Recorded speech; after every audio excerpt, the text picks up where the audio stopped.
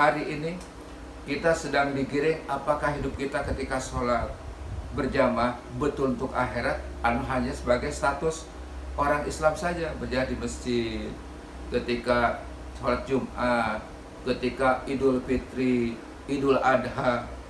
Jangan-jangan ibadah kita sekarang apa? Hanya sifatnya ritual, seremonial, tapi hakikatnya belum pernah digiring untuk hakikatnya betul nggak untuk Allah Subhanahu wa Ta'ala.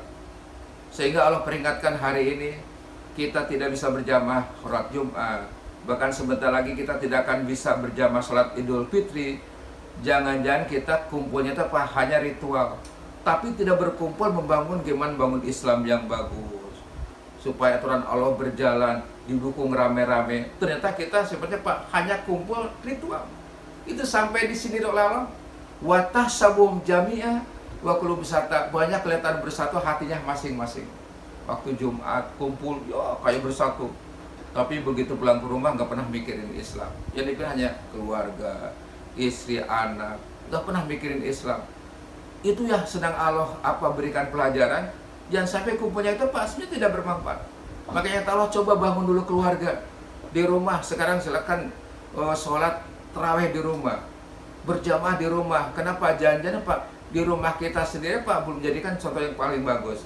Itu hanya ingin lihat orang banyak Pak. Kenapa? Belum bisa membina rumah. Itulah mungkin yang terjadi sekarang. Kita sedang kembalikan hakikat pembinaan rumah tangga kita, betul nggak? Karena ketika satu rumah tangga bagus, satu RT akan bagus. Setiap RT bagus, satu RW akan bagus.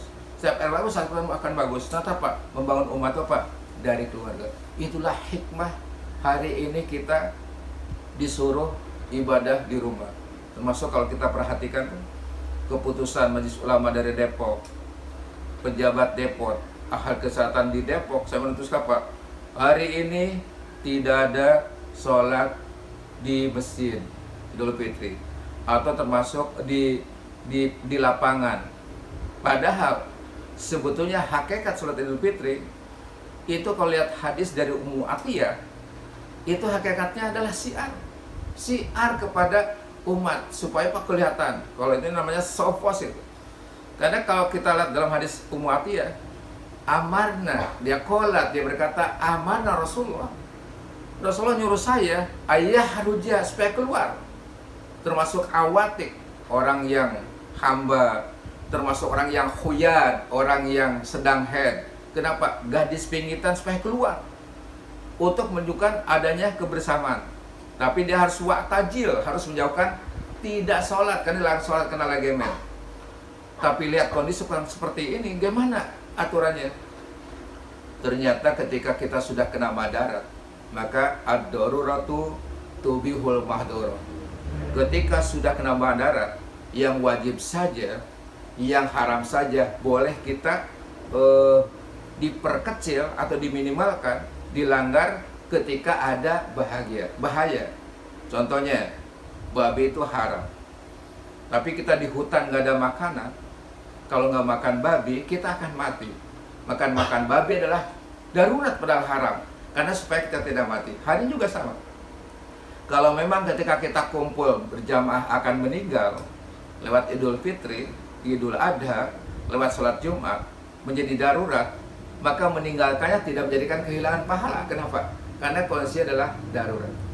Tapi ketika kita ingin mencoba supaya tidak hilang seluruh amalnya, maka kita mencoba ada di rumah. Jumat pun bisa di rumah, karena di situ yang tengah ada syarat, rukun dan syaratnya. Idul Fitri pun bisa di rumah. Yang tepat, rukun syaratnya ada. Insya Allah. Maka ketika kita coba akan kena pada kaidah usul fikih, maka la yudraku kulluhu wala yutraku kulluhu. Ketika tidak sempurna utuh seluruhnya, nggak bisa dipraktekkan, jangan ditinggalkan seluruhnya. Cari yang bisa dimanfaatkan. Itulah mungkin rahasia kenapa ada keputusan Majelis Ulama Depok yang sudah saya baca viral di berita. Dia sudah menentukan bahwa disuruh sholat Idul Fitri di rumah saja. Mungkin itulah rahasianya. Tapi yang jelas sepanjang rukun syaratnya betul, ada imamnya, ada makmumnya, tahu tata krama adab-adabnya sholat, sebetulnya di rumah pun sah.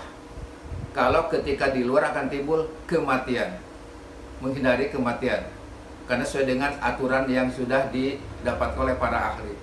Tapi ketika kita lihat zonanya, memang zona tidak merah, hijau dan tidak jadi masalah. Sebetulnya Pak, ketika dipraktekkan tempat yang banyak, nah ukurannya tidak masalah, mungkin itu yang lebih melihatkan syiar dan sunnah Rasulullah. Nah itu coba usahakan, Pak, yang punya aturan tuh, ketika zona yang hijau itu ya diperbolehkan saja. Kenapa? Karena sudah diukur tuh tidak mungkin terjadi kematian tempat itu. Itu mungkin yang harus dicoba agak dibikin agak netral. Kenapa? Karena ada orang yang bisa mempraktekkan itu. Tapi kalau udah jelas zonanya merah, memang tidak bisa, akan kematian. Nah, itu harus berusaha menghindari itu. Itulah Islam mengajarkan seperti itu.